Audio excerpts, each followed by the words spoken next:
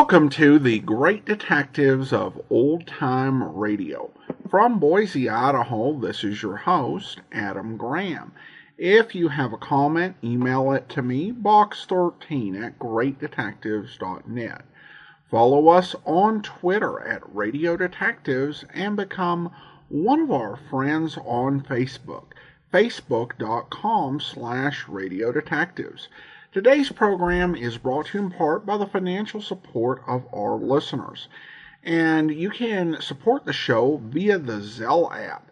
And I want to thank some listeners who've donated via Zelle. Thank you to Dominic. And also thank you to Jeffrey. And also Alice. Thank you for supporting the show. You can also become one of our ongoing Patreon supporters for as little as $2 per month. Just go to patreon.greatdetectives.net. Now it's time for this week's episode of The Man Called X. The original air date, November the 3rd, 1950, and the title is Professor Czorny Has Disappeared.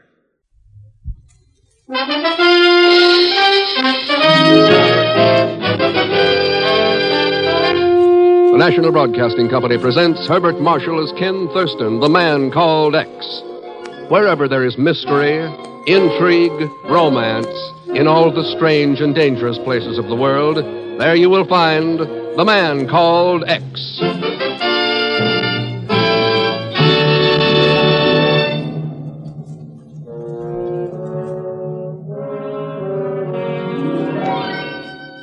The message was received by the State Department in Washington shortly before midnight. Within an hour after decoding, there was a feverish burst of activity in the offices of the Atomic Energy Commission, counterintelligence, and at the Bureau in New York City. So Professor Czorny has disappeared. That's right, Ken. It apparently happened 3 weeks ago. Where, Chief? At Los Alamos? No, much worse. At Linz, Austria. On the border of the American-Russian zone. Yeah. What was Czorny doing there? His family disappeared there during the war. A month ago, he took a leave of absence from his nuclear fission work at Los Alamos. One last stab at finding them. That's so, Chief. Ken, I don't have to tell you that Professor Czorny is one of the greatest living experts on nuclear fission. Yeah, I know. Why, his mind contains secrets that'd be worth, well, almost anything to certain interested nations. That's right. For Pete's sake, Ken, what's the matter with you? Don't you realize what this might mean? Czorny disappears only 25 miles from Czechoslovakia. What if he's being held somewhere behind the Iron Curtain? Being questioned? Well, officially, the Bureau can hardly go into Czechoslovakia on the strength of a guess. I know we can't. That's why I wanted to talk to you. Don't you have any suggestions? Chief, what do you know about music boxes? Music boxes? Yeah, like the one I got here. Came to my apartment, Air Express, this morning. When you phoned me, I thought I'd bring it along. Now, wait a minute, Ken. What are you driving at? It's an interesting little gadget, Chief. Listen. You like it? Ken. Sorry. By the way, did you know Professor Czorny made a hobby of collecting these things? He did? Yeah. One he was very fond of played Brahms' Lullaby. Who did you say sent you that music box? I don't know. And there wasn't any name or return address on it, only the name of the manufacturer, the Batava Toy Company. According to the postmark, they're located in Prague, Czechoslovakia. Czechoslovakia? Yep. Yeah. Chief. Yeah, Ken? I've been working kind of hard lately. I don't suppose you'd care for a Why, little... thanks, Chief. A vacation is just what I need. That's what I figured. Any idea what you'll do with your time? Oh, I don't know. Maybe I'll start collecting music boxes. In Prague.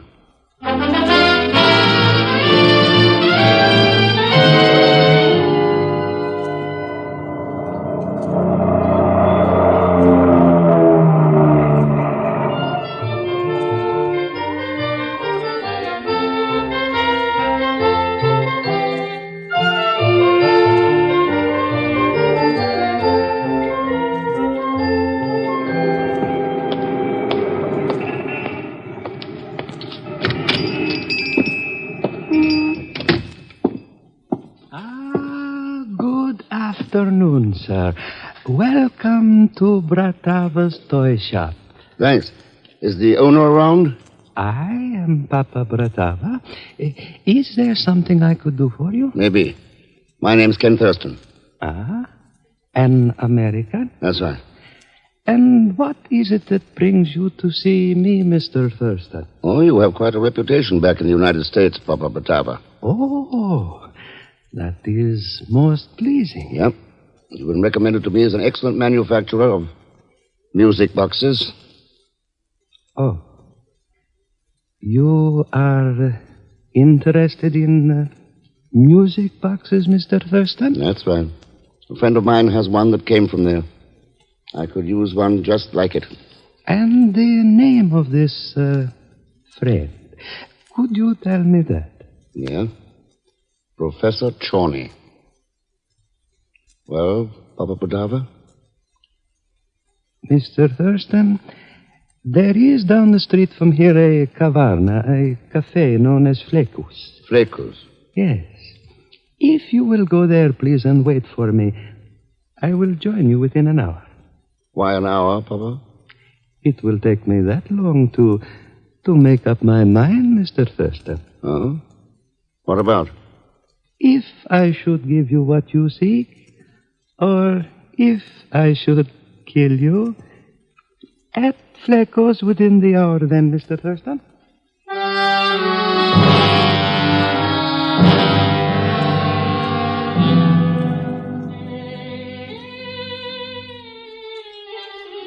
Ah, here is a table such as you wish, sir. Quiet, secluded. Yes, thanks, sir. I don't suppose you serve martinis. Martinis? No, never mind. I'll settle for a glass of Pilsen. Yes, sir. Pilsen it shall be, sir.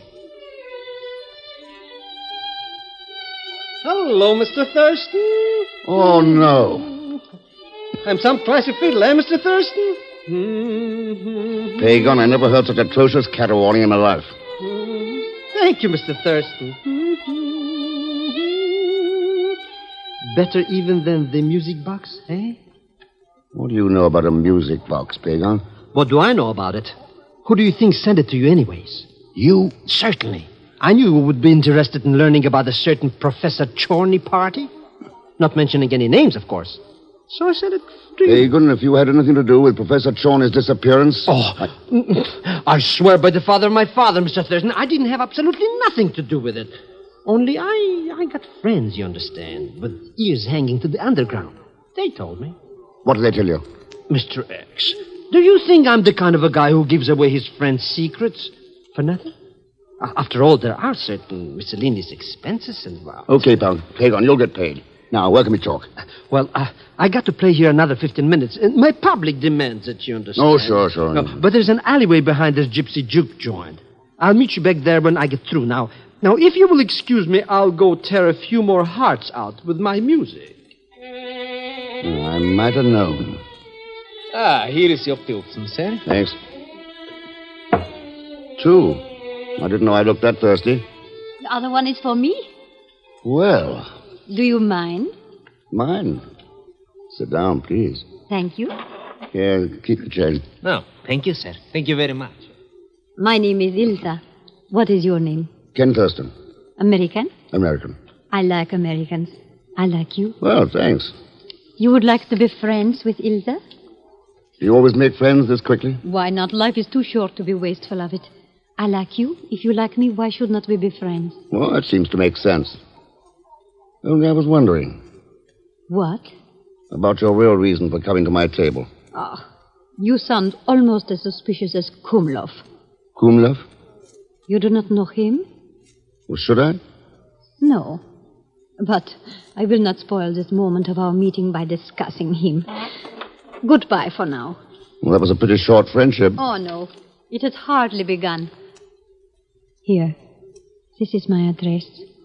I will see you there about 8 o'clock tonight. You seem pretty confident that I'll be there. Of course. We have much in common to talk about. Kumlov, ourselves, a missing professor. Yes. I am quite confident you will visit me at 8 this evening. Mr. X.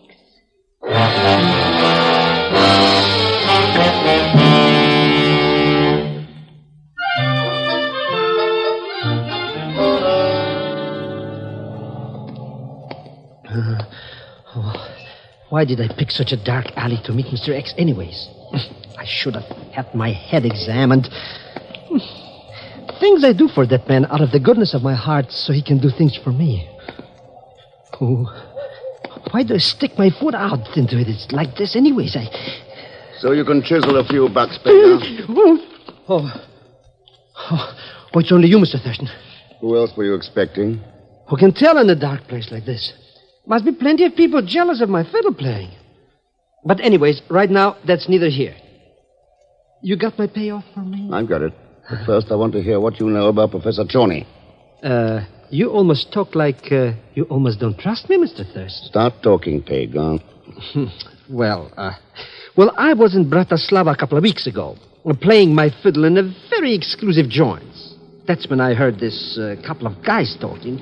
Wait a minute, Pagan, wait a minute. Huh? Hey, that car. What are they doing? And flashing their flashlights in my eyes. They could be looking for us, Pagan. With guns in their hands now, that's ridiculous. Why should they... Guns! Do not move, either of you. We will fire at the first motion. Mr. Thurston! Better do as he says. Surround the two of them. At any sign of resistance, shoot. So, which one of you is Pagan Zellschmidt? Pagan? Oh, Pagan Zellschmidt. Now, never heard of that character. You lie. But I swear by the father of my father, like my great-great-uncle George Washington Zellschmidt used to say, I cannot tell. Dobrovich. Take him away. Mr. Thurston, do something! With these guns in my back, sorry. Oh.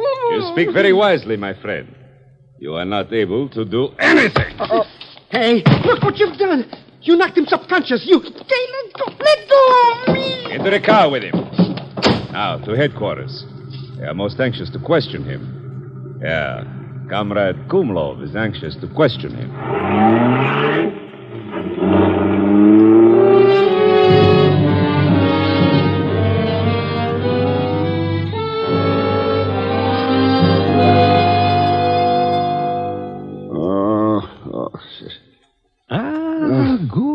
Good. You are conscious at last, Mr. Thurston. Oh, what? Oh, it's Papa Batava. I am pleased you are able to recognize me, Mr. Thurston. Yes, so am I. Where are we? In a room behind the Bratava Toy Company. Oh, why? I was going to Flag Coast to join you as agreed. I saw the car with those men turn into the alley and watched them. When they left, I brought you here. Thanks. Well, you haven't killed me. So you've apparently made up your mind to work with me. That is quite right, Mr. Thurston. Since last we were together, I have spoken with them. It would seem they recommend you most highly. Well, that's nice. But just who are they? The People's Underground, Mr. Thurston. Oh. The democratic resistance movement here in Czechoslovakia. Some of them worked with you during the war against the Germans. I remember. And now they're still working. As long as there are those like Kumlov who seek to deprive us of liberty and freedom, we shall continue to work and to fight. Kumlov again. Who is he, Papa? He is head of a secret police organization in Czechoslovakia. Terrorists and cutthroats, all whose one aim is the destruction of everything democratic. Sounds like a pleasant soul. He wouldn't happen to be the one who's got Professor Czorny. He is? You know what that means? I do. And Professor Czorny's knowledge must be put to work for the benefit of mankind, not for its wholesale destruction. You must get the professor back to the United States before it is too late, Mr. Thurston. That's what I'm here for, Papa. What help can you offer? An underground escape route. We use it for loyal patriots who have become known to Kumlov and must leave the country to preserve their lives. Good. What is the route? I can only tell you that from here, one goes to the Radkani kaolin mines at Benistov. Our contact there is Pietkov. Pietkov at Benisov. Yes. He will have to direct you from then on. Each station knows only the next one along the line. So, if Kumlov questions one of us, he cannot possibly get information about the whole system. What else have we got to work with? There is Joseph Atakar, Attica? One of our men who has succeeded in getting into Kumlov's secret police. He has been made a deputy commissioner. He can help us locate the professor. Good. And lastly, we can supply you with forged credentials. Though that will take some time, a week perhaps. Oh, that'll be too long, Papa.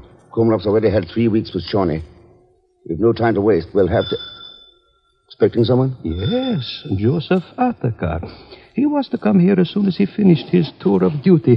I shall be right back.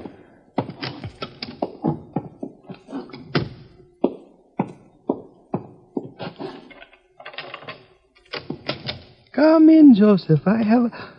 You. What are you doing with... No, don't.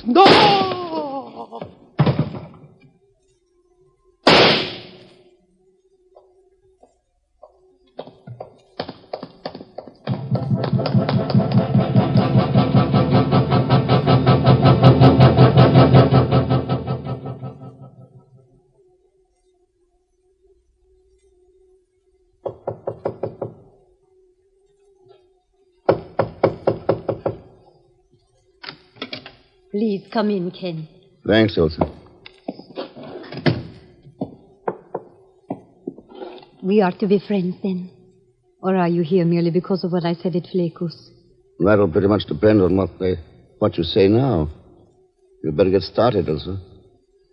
I have a hunch time is running out. Oh? Why do you say that? Papa Butava just had a very convincing demonstration. Yeah, I know. You know why? I will answer that, comrade. Well, that gun in your fist looks familiar. Ah, you recognize me then? The alley behind Flecus wasn't that dark. Where's Pagan? He is being detained, awaiting questioning. I suppose I'm next in line. Would your question be answered, Mr. Thurston, if I put this gun away? So? No. Oh, do you not understand, Ken? The gun was but a precaution to prevent you from some hasty action when you recognized Joseph. Joseph? Attica? That is correct, Mr. Thurston. Now, do you see, Ken? Joseph and I are with the Czech resistance movement also. Then why that double talk at Flecus about Kumlov and Czorny? I recognize you from your work here during the war. I know you must be here on one or both of those matters, and I could not talk there. So... Yeah, well, you got me here. And apparently you know about Papa Butava. That is so, Mr. Thurston. I was approaching the toy shop when he was killed by one of Kumlov's men. What about the arrest of Pagan? Kumlov's orders. He seemed quite interested in obtaining information about you. Uh-huh. Do you think Pagan will talk about you? Oh, he'd talk about anything if there was a price tag attached to it. And that's what I meant by time running out. If we're going to get Professor Czorny, we've got to do it fast. Do you know where they're holding him? Yes, at the detention cell of the secret police. An old brick warehouse in the Vltava River near the outskirts. Who's in charge there? At night? Only the captain of the guards, squad of men. Good. Good. What do you have in mind, Ken? Attica is Kumlov's deputy. What if he and I walk in there with a signed order to release Czorny into our custody? Oh, that is impossible. Joseph may be Kumlov's deputy, but he would hardly sign an order for you releasing the professor. Wait, Ilsa, wait. It can be done. Yes. I can obtain forged documents in an hour. Orders, credentials for Thurston. A police car for us to escape in. Then get him, Attica. We're going after Czorny tonight.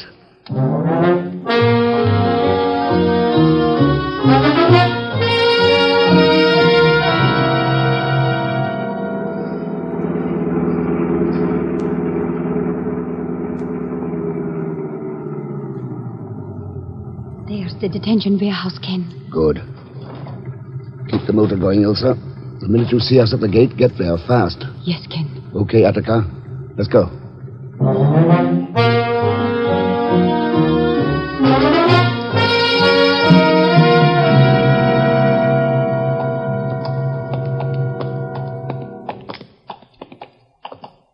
Here is the professor's cell, comrades. Open it, Captain. Of course, Deputy Attica.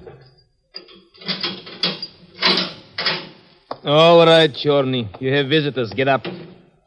I said get up. Get up!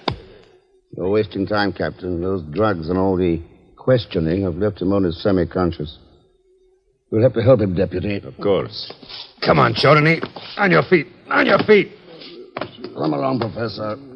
Are you who? You who, Mr. Thurston? Oh, no. Thurston? Don't forget me, Mr. Thurston. I want me get out of this, my stuff, too. What is that prisoner saying? It's the third cell on your right. I'm all packed up and ready for travel. There is something wrong here. God, report to the frat. Hey, what did you hit him for, Mr. Thurston? Isn't he on our side? Shut up, Pegon. Keep your gun handy, Attica. Looks like we've a long way to go.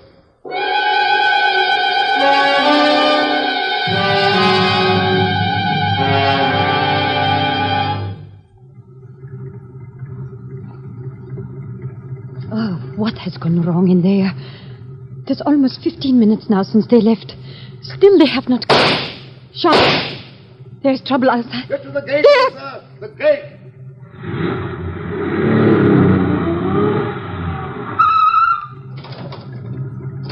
All right, Joseph. Let's get him in. Come on, Professor. In the car. In the car. Mr. Thurston! Stand back, Pegon. What is it, Ken?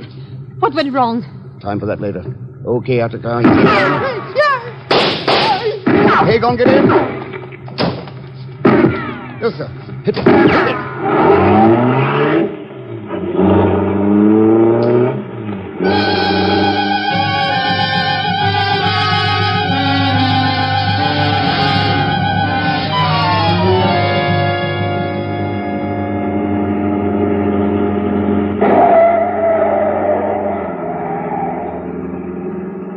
How's the professor? It will be all right, Thurston. The questioning was painful, but without any permanent injury. Good. Boy, it sure is lucky for you I broke out of that jail joint, Mr. Thurston. Well, those guys didn't want to know about you. Yeah, I'll bet. This is the road to Benisov, Ken. It is there we will find the first station of the Underground Railway. Yeah, at the Kaolin mines. Our contact's a man named Pietkev. And from there, Thurston. Pietkev will have to tell us. Each station knows only the next one along the way. Say, maybe this Underground Railroad will be a Cannonball Express, huh, Mr. Thurston? Pagon, you better pray that it is. Because Kumlov's going to try to wreck us. All the way down the line.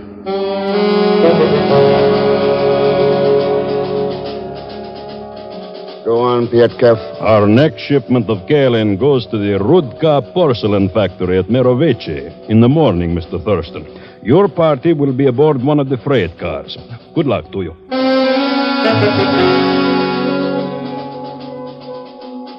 There it is, Pagon, the riverboat that will take us from Mirovici to Tin. Riverboat? First I bum around a freight car wrapped up in clay, and now you want me to make like a bilge in a boat. I wouldn't do it. I'll travel on a train by myself. Okay. But be sure to give my regards to Kumlov when he spots you. Mr. Thurston, welcome aboard.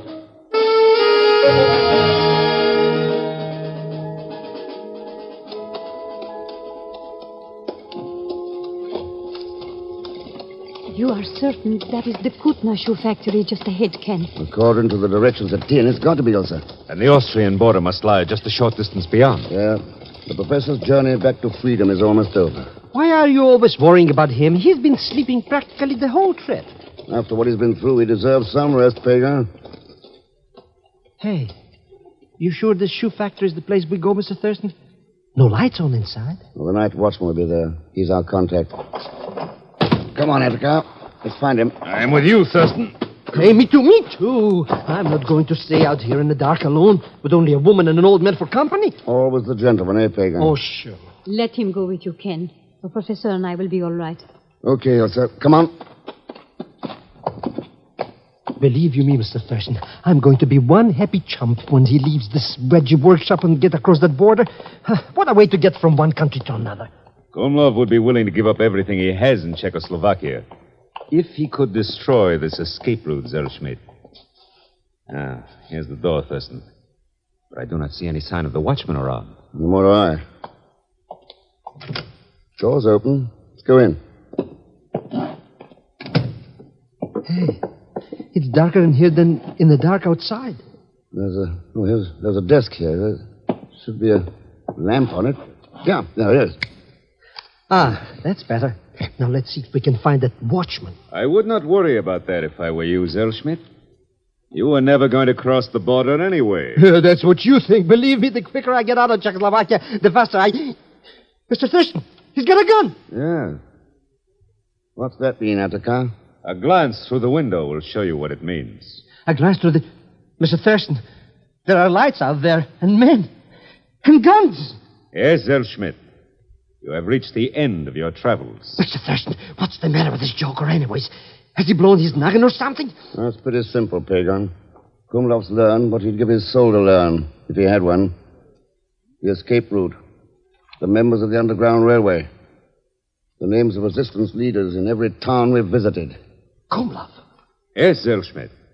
I am Kumlov. Oh, no, let's... You had it all carefully planned, didn't you, Kumlov? Even to the master stroke of letting us rescue Professor Czorny. Why not? There was no risk involved. When I learned our destination at the last stop, I sent word to my local deputy to meet us here with his men.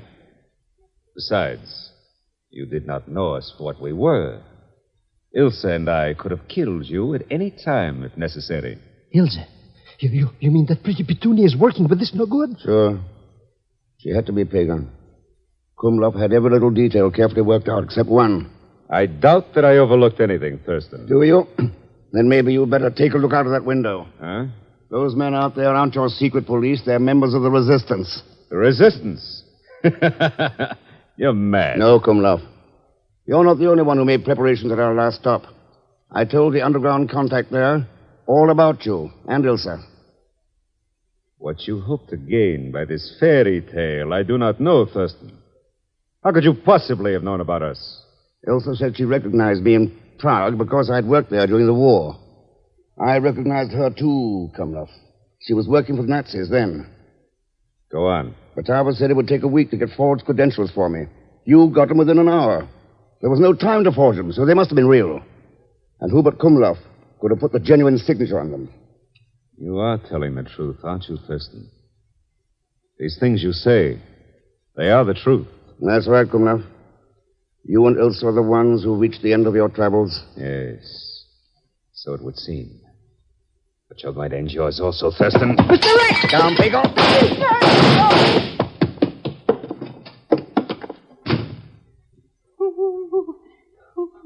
He shot me. I'm dead. Dying even. Oh, relax. Those bullets didn't come within 3 feet of you. But everything's going dark. That's because I smashed the lamp, you idiot. Oh, then everything's... Hey, where's Kumlov? He beat it out the door. And he's getting away. He is getting away.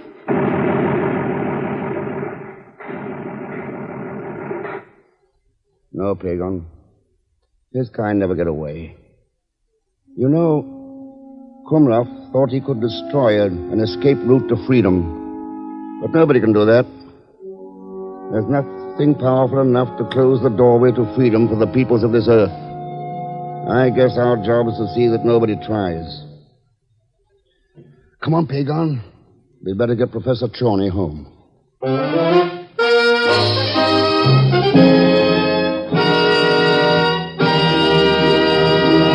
And now, ladies and gentlemen, here's our star, Mr. Herbert Marshall. Thanks for being with us. Next week, the mysterious disappearance of an obscure plantation owner leads Ken Thurston to a rendezvous in Rangoon. That becomes a rendezvous with death. And need I add that Leon Velasco will be along as Pagan Zellschmidt. So join us, won't you, when next I return as the man called X. Good night.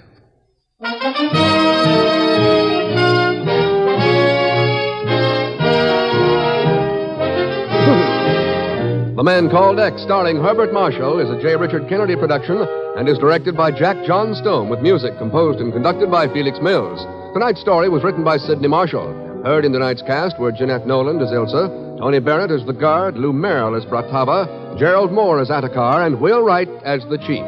All characters and incidents used on this program are fictitious, and any resemblance to actual persons or incidents is purely coincidental. So, until next week, same time, same station, this is Jack Latham saying good night for The Man Called X. 3 chimes mean good times on NBC. Sunday is a big day on NBC. It's a big day because of the big show. Tallulah Bankhead is MC, and your stars in Sunday's hour-and-a-half broadcast include Fred Allen, Jimmy Durante, Ethel Merman, Frankie Lane, Mindy Carson, Meredith Wilson, and a host of others. All this and Tallulah, too. Yes, it's the big show, an hour-and-a-half every Sunday on NBC.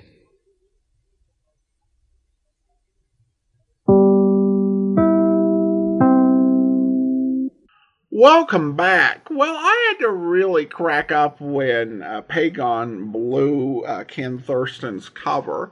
And I wonder if Thurston was just planning to leave him there, at least for the time being. He might have been safer there than getting caught up with whatever the Czech government was planning. But overall, I thought the story had a good twist, and it was handled well by the man called X. Well, listener comments and feedback, and I received a comment over on YouTube on the episode Contraband. And we have this comment from Sastoff, who writes, "Right when I thought I'd heard everything, I heard Gerald Moore with a Mexican accent." And of course, we got to hear Gerald Moore attempt a Czech accent in today's episode. And there are so many different accents and dialects that we'll no doubt hear him try to do over the course of the next few months. Thanks so much for the comment.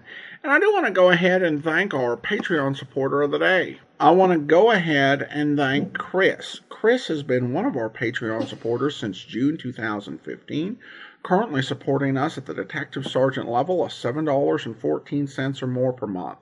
Thank you so much for your support, Chris. And that will do it for today. Join us back here tomorrow for Mystery is My Hobby, and then we will be back next Wednesday with another episode of The Man Called X. In the meantime, send your comments to box13@greatdetectives.net. Follow us on Twitter at Radio Detectives and become one of our friends on Facebook, facebook.com/Radio Detectives. From Boise, Idaho, this is your host, Adam Graham, signing off.